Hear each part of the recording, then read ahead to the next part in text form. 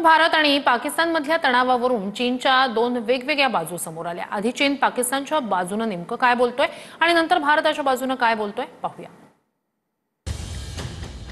पाकचं सार्वभौमत्व, प्रादेशिक अखंडता कायम ठेवण्यासाठी पाठीशी चीनच्या परराष्ट्र मंत्र्यांचा पाक परराष्ट्र मंत्री इशाक दारशी फोनवरून संवाद। चीनकडून पाकिस्तानच्या संयमाची प्रशंसा। चीनच्या परराष्ट्र मंत्रालयाचा अजित डोवालांसोबत संवाद।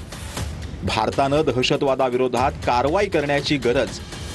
युद्ध हा भारतासाठी पर्याय नाही, युद्धविरामासाठी वचनबद्ध। भारत पाकमधल्या युद्धविरामाचं समर्थन। लवकरच प्रादेशिक शांतता पुनर्स्थापित करण्याची आशा। भारत पाक शांतता आणि संयम राखतील अशी आशा। सध्याची आंतरराष्ट्रीय परिस्थिती परस्परांशी जोडलेली। भारत पाकमधले वाद चर्चेद्वारे कायमस्वरूपी मिटतील।